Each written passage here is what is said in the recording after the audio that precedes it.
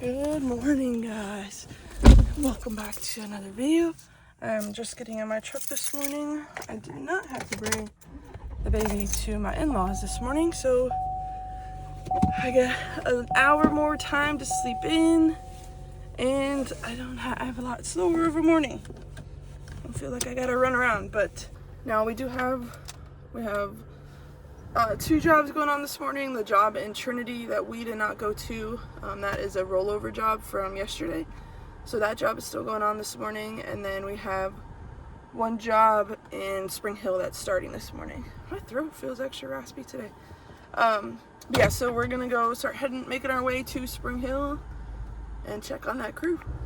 The crew called me and they need 100 foot of 1x10 and 40 foot of 2x6. I just pulled into Lowe's, so we're gonna grab this material for them really quick and head over there to go bring it to them.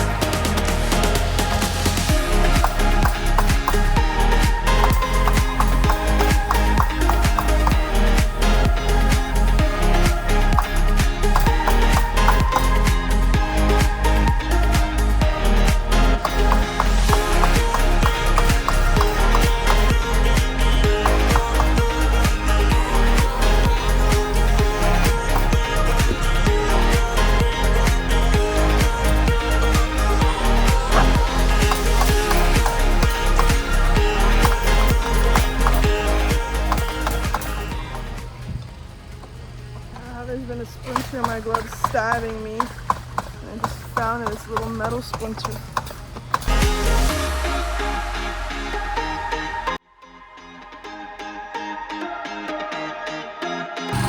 you can see on this roof, this is a different style of roof. So this roof is not plywood.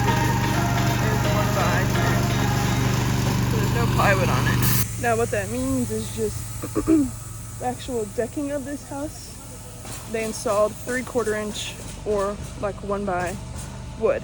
So this roof is a lot sturdier. The only issue is when you remove shingles or the nails out of a 1x roof, you end up splitting the wood most of the time. If they're in any of the knots or stuff like that, you rip the knots out or things like that. So you end up changing out a decent amount of wood whenever it's 1x decking. And it's not always so much because of rot. Sometimes, like I said, it's just because the wood splits and it's not safe to walk on any longer.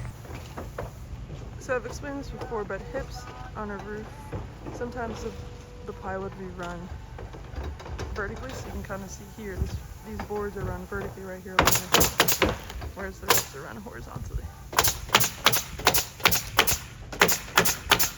So as I was just explaining, that one section of the roof has the 1x10s that are run vertically. So I explained that on a roof that we did a couple weeks ago in Sarasota. They run them vertically because that's just the way the trusses tie in there. Because it's a hip roof and it's got to tie into the other slopes of the roof, the trusses are run horizontally. So because of that, they're not run vertically. In those instances, you would install the wood like vertically. So it's not installed horizontally because you need the more nailing surface in order for it to be nailed down to the roof. So if you run them horizontally, then the whole middle of the wood is unsupported. So they run it vertically, so you get a longer span, you can cover more trusses, so you have a little bit more support rather than it run vertically and the whole, however long, like 2 foot space in the middle is completely wide open on the board. And if you walked on the plywood, it would snap in half under your feet, or even like a 1x, it would snap in half underneath you. So by running it vertically in those areas, you give you that extra support. I just pulled out of the house for today. I am heading to the house that they finished yesterday out here in Spring Hill. We're gonna get that house magneted, see if there's any material left over.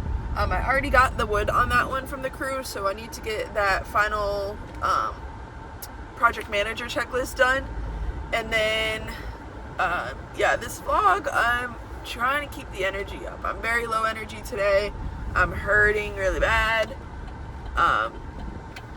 It is my lady friend time of the month, which sucks, and then I just don't feel good. I have like a lot of like head congestion and then just discomfort. I have a nasty cough, my throat hurts, the whole 9 yards. So I'm gonna try to keep the energy up in this video and of it just my day to day today, because like I said, still gotta get my job done. So but yeah, we're heading over there. We'll check out that house. I do also need to meet with a homeowner from last week. It was a large house that we did last week. He's got very minor concern. One of his concerns, so in our contracts, it states that we're not liable for the gutters, or for any damage to the gutters. They're very thin aluminum, which I'm sure you guys can understand. Any sort of little tweak or twist, I mean, we go through, and you could see in my videos that I posted, we take great care on our job sites to protect everything as best as we possibly can. When it comes to the gutters, with them being such thin aluminum, they're just so hard to properly like protect. We don't take them off the house by any means. We don't twist them by any means or anything like that. And we obviously don't directly just damage the gutters for no reason. But they are hard to keep perfect. And the brackets on the gutters, what happens sometimes if the bracket is installed a little bit lower on the gutter, you can see it when you stand a little distance away from the house. You'll be able to see the bracket from the ground, and that's one of this homeowner's concerns. You can see some of the brackets from the ground, which does not mean the gutters are installed wrong, does not mean anything. It's a cosmetic thing.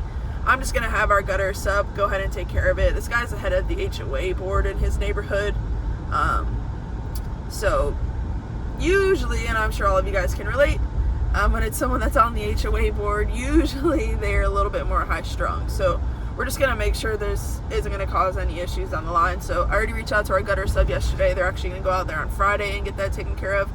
And then he said shingles on the back of his roof weren't sitting right, but he couldn't take a picture of it. So I have no clue what he's talking about. So I'm just gonna go look at that. And most of the time, as you guys have seen, shingles are delivered in plastic. So what happens is, the corners may be a little curled up or stuff like that. Shingles are made of asphalt, so they need like 2 or 3 weeks. Sorry, crossing the road. They need about 2 or 3 weeks to fully lay flat on a roof. The sun needs to bake them and really melts them to get them to lay flat, and then they're perfectly fine. So that would be my guess, is it's probably like a little curl on the back of the roof in one section, and the homeowner's concerned about it. So we'll just go take a look at it, address his concerns, and then that one can be closed out and finalized. This is what we found magneting this house.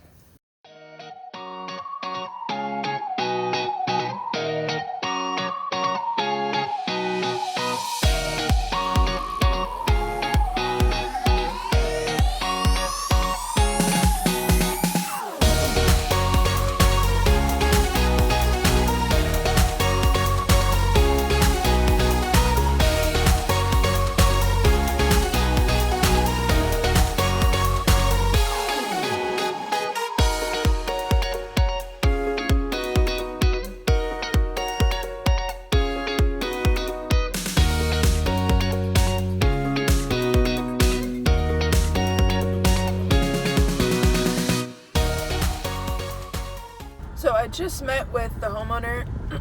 I will post this is the picture of what their concern is on the back slope. I've kind of explained this to you guys in the past. I'll quickly explain it now. So on these cookie cutter houses, they're not built the way they should be, I guess. Quality is not what they should be, is a better way to put it. So when the trusses get installed, if the trusses are not level with the trusses that are neighboring it, so the truss left or right, if they're not level, say with the truss in the middle, so if we're looking at just 3 trusses, if this one and this one sit at a certain level and the one in between, say we're looking at them like this, it's a little bit high, that truss is going to draw your eye, and you're going to see that raise in the decking and the shingles. You're going to see that sitting high on the roof. Now, a lot of people don't notice this prior to us doing the roof, because if you think about it, say this roof was built 20 years ago, okay, I'm just going to put a number out there. Say 20 years ago this house was built.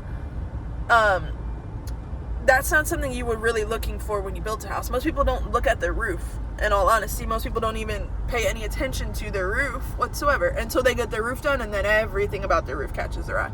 So in this instance, with Florida Building Code, we are required to re-nail down the decking of the house. So all the plywood has to be re-nailed back down to the trusses.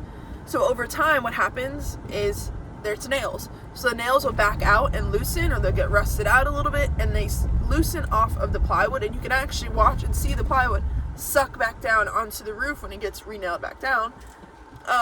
So any of those trusses that were sitting high that the plywood has loosened off of, and you can no longer see that with your eye, or it's not as prevalent to the eye, now you're going to see it clear as day because your plywood's been re-nailed. Now, this is something we see extremely common, especially on cookie cutter houses. They build these houses so fast, and they use different people for every step of the process. So someone's going to install the sheathing, someone's going to install the trusses. Sometimes the same contractor does the trusses and sheathing. But some of the stuff we see when it comes to the trusses on these houses, you guys would be very, very surprised. Actually, I'll put a picture right here on screen now of a house that we did. It was a couple months ago before I started vlogging my days. The homeowner, so our delivery company, they made a big mistake when they delivered this roof. When they were backing the knuckle truck, which is one of the trucks that will lift up the whole pallet of shingles and fly it up over the roof, and then the guys will pull it off the pallet. So when they were backing the truck into the driveway, they backed into the front gutter of the house. So literally right above the front door, or right above the garage, they backed into the house. So the house didn't get damaged, the fascia didn't get damaged, the plywood decking did not get damaged whatsoever.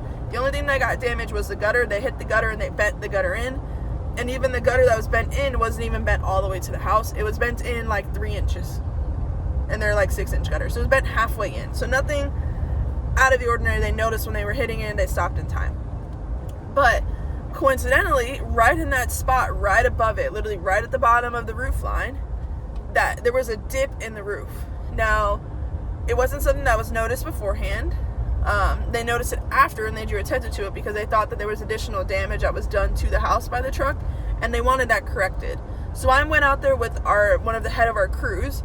We went climbing through the attic, and it was actually really nice. The attic on this house above the garage, because it was, we were right above the garage where we needed to look, was completely, had plywood decking the whole way through, so you could just like walk right through, which is super nice. You don't see that very often. But so we were standing in the attic, and we went all the way right there to that edge, right in that bottom edge, right above the soffit. We like climbed or crawled it down over there, and the trusses, all of the trusses, or 6 of them in a row, all 6 of them had been shaved down. Like the bottom foot and a half of the truss had been shaved down because they didn't install the trusses properly. So they were not level with each other. So their way to make them level was to shave them down so they didn't sit high. Well, when they did that and we re-nailed down the decking, it followed that curve that they made in the truss. And there's nothing that we could do about it. There's no way that we would have known about it. We didn't replace any wood there. None of that was damaged by us during the build. Nothing. But so we had to, the homeowner was there, obviously. I mean, they had to let us in the garage. So we had to explain it to the homeowner. I showed him a bunch of pictures. We showed him videos of that whole area. We showed him how many trusses it was in a row that had that issue. And he was understanding. He had called back a couple weeks later and was asking for a solution to the problem. Unfortunately, there's just really not. not unless we completely take up that entire front of his garage to correct it, but there's not a straightforward way to correct it. And even if we took it up, what we would have to do is we'd have to sister 2x4s to either side of that truss and then nail the plywood down to that sister 2x4, so it almost, that would be kind of the new line. It would create that new line and get rid of that dip. But like I said, the plywood on that bottom edge would have to be completely taken up. That means removing all those shingles and all of that, and you end up causing more damage to the roof than that little dip is even doing. That's a cosmetic issue. It's not causing any damage to the house. It's not going to jeopardize the shingles. It's not going to do any of that. It's just a cosmetic thing. You're just going to see that little dip. It is what it is. Give it like probably 10 years and that plywood is probably going to not loosen, because like I said, it has to be re-nailed back down, but give it like 15 years or so, that plywood will loosen up a little bit just under the nails, and then you may not even see it that much anymore. Throughout the years you may see it less and less and less, but just because that house had been hit by the truck, it just drew immediate attention right to that area.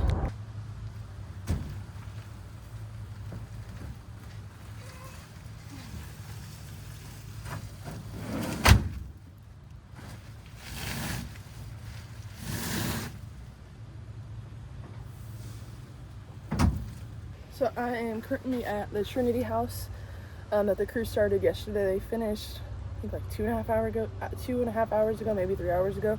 They had one bundle left over. It just got that loaded up. I'm going to take out the magnet now. We're going to pass the magnet around this house, just double check for any nails. The dumpster's still here, so we're going to I already threw a decent amount of my trash in this dumpster. So we'll get some stuff cleared out of the back of the truck, and then we're going to go do a return right after this. This is what I found at this house. Pretty good.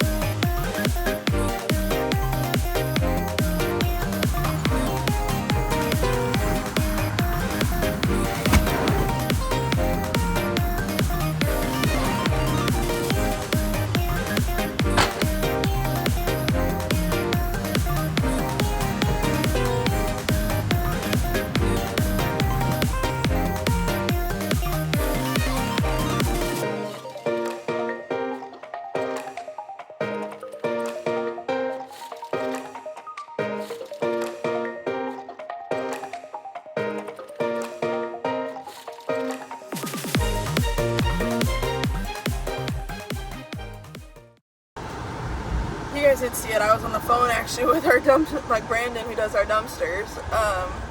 Right, literally 2 seconds before I pulled into Beacon, I'm just driving, like you can see the road that I'm on. It's just, a 1-lane road.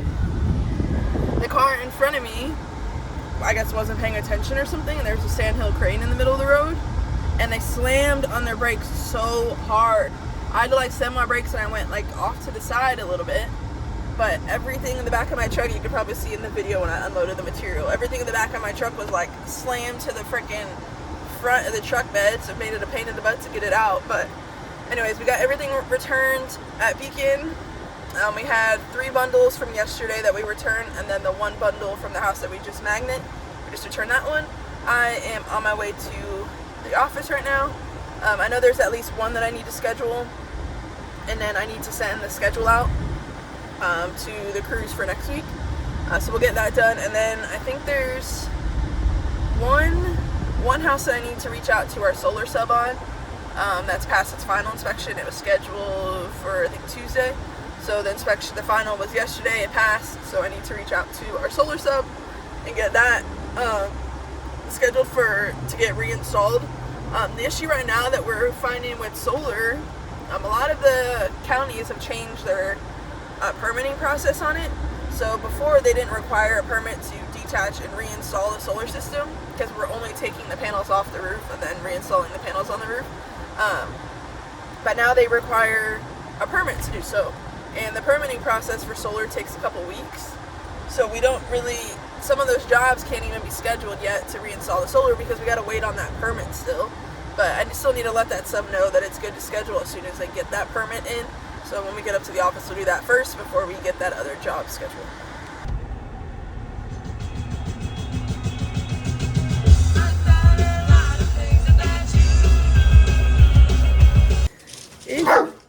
These two are freaking chasing each other on the table. Cola.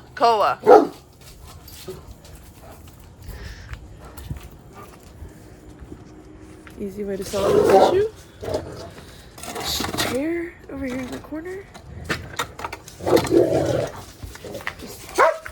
Hey, you just gotta lay it down. And then they can run in circles around the table.